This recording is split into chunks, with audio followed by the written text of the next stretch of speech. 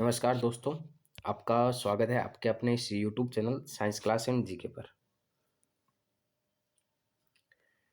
नमस्कार दोस्तों, आपका स्वागत है आपके अपने इस YouTube channel science class and GK पर।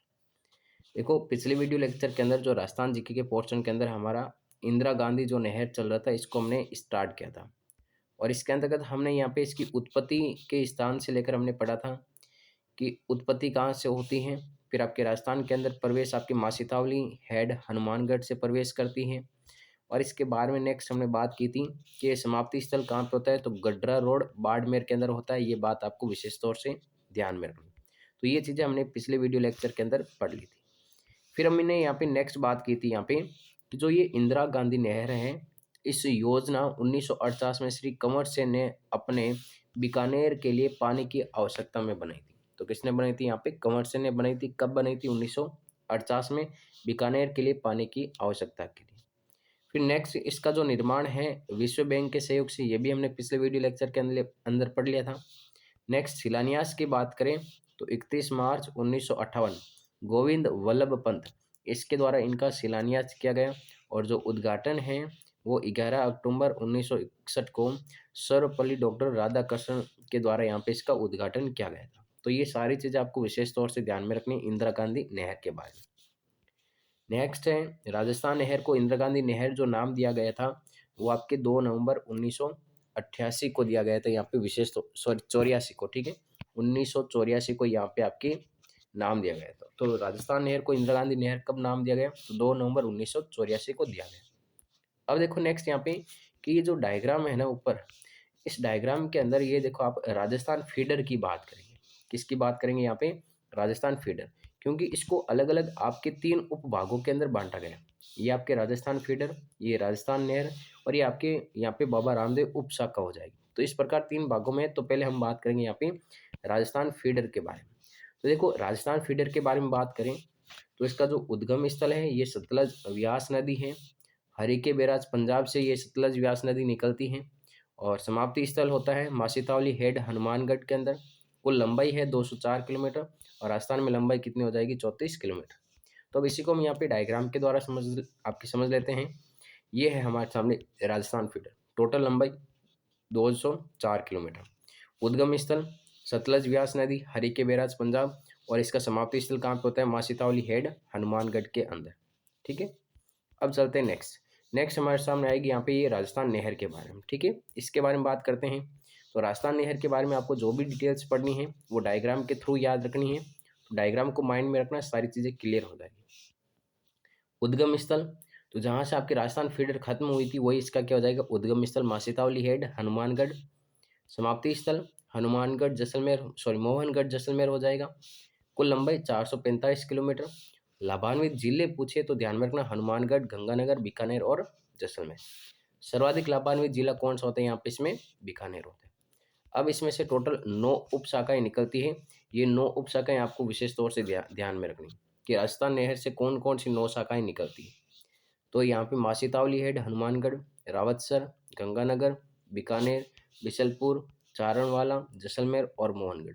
तो ये विशेष रूप से आपके 4 और 4 8 और इसमें 9 आपकी टोटल उप शाखाएं निकलती हैं।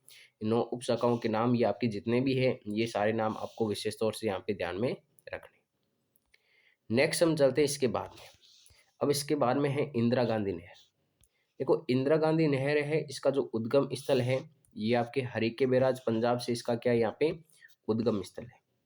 नेक्स्ट राजस्थान में जो प्रवेश करती है वो मासितावली हेड हनुमानगढ़ से। समाप्ति स्थल होता है ये आपकी 0 गडरा रोड बाड़मेर। इसका मतलब इंदिरा गांधी नहर के बारे में अगर बात करें यहाँ पे, तो मैं डायग्राम के थ्रू आपको यहाँ पे वापस समझाने की एक बार कोशिश करूंगा कि ये जो टोटल आप देख रहे हो मैप के अंदर, यहाँ से लेकर ये यहाँ तक कंप्लीट आपके इंदिरा गांधी नहर है। इसको हम क्या कहेंगे यहाँ पे? इंदिरा गांधी नहर। तो उत्पत्ति स्थल आपकी सतलज व्यास हरीके बैराज और गडरा रोड के अंदर क्या हो जाएगा? इसका समाप्ति स्थल हो जाएगा। तो इस कंप्लीट को हम क्या कहेंगे? यहाँ पे इंदिरा गांधी नहर कहेंगे। फिर नेक्स्ट टोटल लंबाई, देखो तीनों जो लंबाई है तीन को हमने जोड़ दिया तो 739 किलोमीटर क्या हो जाती है इसकी टोटल लंबाई। लेकिन राजस्थान के अंदर लंबाई की बात करें तो 569 किलोमीटर है। वर्तमान में जो लंबाई है वो 649 किलोमीटर और वर्तमान में राजस्थान में जो लंबाई है वो 479 किलोमीटर इसकी टोटल लंबाई हो जाएगी। अब देखो नेक्स्ट यहाँ पे इंदिरा गांधी नहर की जो लिफ्ट नहर है, लिफ्ट का मतलब जो साइड में शाखाएं निकलती है, उन नहरों के अंदर कौन कौन सी नहर है। तो पहले है चौधरी कुंभाराम लिफ्ट नहर। देखो इनके द्वारा लाभान्वित जिले आपको विशेष तौर से ध्यान में रखने हैं। जैसे कि चौधरी कुंभाराम लिफ्ट नहर है हनुमानगढ़, चूरू, झुंझुनू और बीकानेर, ये जिले इसके द्वारा लाभान्वित होते हैं।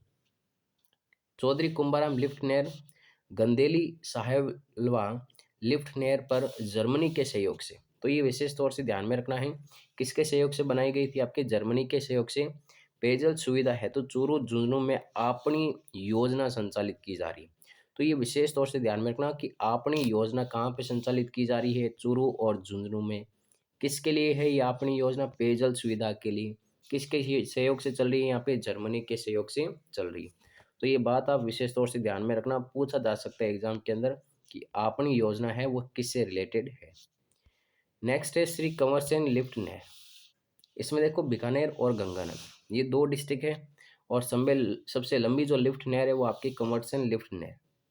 नेक्स्ट आपके पन्नालाल बारूपाल लिफ्ट नहर, तो ये भी बीकानेर और नागौर डिस्ट्रिक्ट के लिए है। वीर तेजाजी लिफ्ट नहर बीकानेर, जो सबसे छोटी आपकी लिफ्ट नहर है। तो एक तो सबसे लंबी लिफ्ट नहर ध्यान में रखना कौन सी है, और सबसे छोटी लिफ्ट नहर पूछा जा सकता है कि इंदिरा गांधी नहर की सबसे छोटी और सबसे लंबी लिफ्ट नहर कौन सी है। फिर आपके डॉक्टर करण सिंह बीकानेर जोधपुर, गुरु जम्बेश्वर बीकानेर जैसलमेर जोधपुर, और जयनारायण व्यास जैसलमेर और जोधपुर। अब नेक्स्ट हमारे सामने आती है बिशलपुर परियोजना। ठीक है, कौन सी परियोजना, बिशलपुर। देखो बिशलपुर परियोजना के बारे में बात करें यहाँ पे, तो राजस्थान की सबसे प्राचीन परियोजना या प्राचीन बांध कह सकते हो। कौन सी नदी के ऊपर है, यहाँ पे बनास नदी के ऊपर। कौन से डिस्ट्रिक्ट के अंदर है, यहाँ पे टोंक डिस्ट्रिक्ट के अंदर है।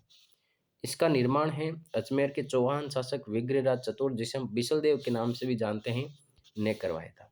इसका जो निर्माण पूछे तो निर्माण ध्यान में रखना, यहाँ पे किसने करवाया था, विग्रहराज चतुर, जिसे हम बिशलदेव कहते हैं। और ये राजस्थान की प्राचीन परियोजना या फिर प्राचीन बांध कह सकते हो। कौन सी नदी के ऊपर, बनास नदी के ऊपर, और कौन से डिस्ट्रिक्ट के अंदर, टोंक डिस्ट्रिक्ट के अंदर है। अब लाभान्वित जिले बात करें तो टोंक, जयपुर, अजमेर और भीलवाड़ा। तो इसको इम्पोर्टेंट आपको ध्यान में रखना है यहाँ पे कि बिशलपुर परियोजना कौन सी नदी के ऊपर और कौन से डिस्ट्रिक्ट में अंदर है। नेक्स्ट हमारे सामने है यहाँ पे भिखाबाई सागरवाड़ परियोजना, माही नदी के ऊपर है और डूंगरपुर डिस्ट्रिक्ट के अंदर। ये जवाई परियोजना, ये इंपॉर्टेंट बनती है फिर से आपकी। कौन सी नदी के ऊपर, जवाई नदी के ऊपर, सुमेरपुर। एक हमने जाखम बांध पढ़ा था जो आपके प्रतापगढ़ के अंदर, ध्यान में रखना, जाखम नदी के ऊपर।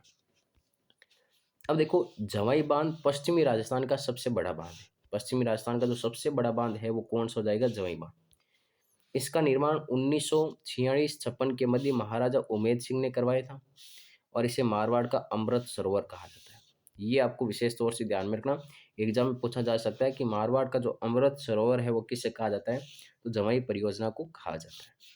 जवाई परियोजना में पानी की आवक बनाए रखने हेतु उदयपुर में सई नदी पर सई परियोजना का निर्माण करवाया गया था।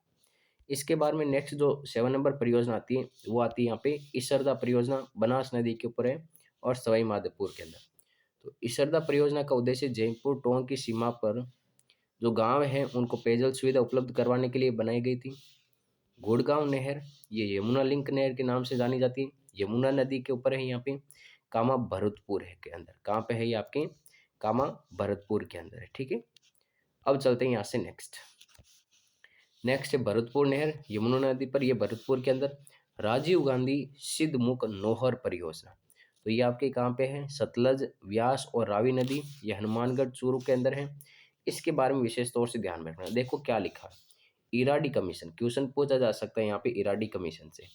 इराडी कमीशन किसके लिए, रावी और व्यास समझौते के नाम से भी जिसको जाना जाता है।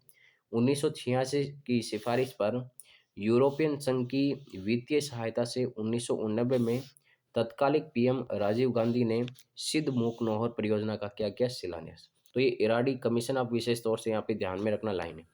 अब लाभान्वित क्षेत्र की बात करें इसके यहाँ पे, तो नौहर, भादरा तहसील, हनुमानगढ़, राजगढ़ तहसील और चूरू हो जाए। तो ये राजगढ़ तहसील चूरू के अंदर, नौहर, भादरा आपके हनुमानगढ़ के अंदर, ये आपके लाभान्वित क्षेत्र हो जाएंगे। ये तो हुई आपकी वृहत श्रेणी की सिंचाई परियोजना।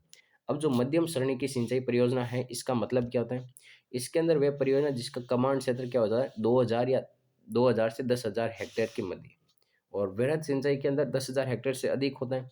इसका लागत क्या होता है 10 से 5 करोड़ के मध्य, और उसमें वृहद के अंदर कितना था लागत आपकी 5 करोड़ से ज़्यादा। तो ये आपकी मध्यम श्रेणी की सिंचाई परियोजना, इसके अंतर्गत आपका जितना भी पोर्शन होगा वो हम पढ़ेंगे नेक्स्ट क्लास के अंदर। अगर ये चीज़ कंप्लीट आपको समझ में आ गई तो कमेंट्स करके आप ज़रूर बताएं, और इसकी नोट्स की पीडीएफ के लिए आप टेलीग्राम ग्रुप और व्हाट्सएप ग्रुप जो है उनको आप ज़रूर ज्वाइन करें। डिस्क्रिप्शन के अंदर उनकी लिंक है। मिलते हैं वापस नेक्स्ट वीडियो के अंदर।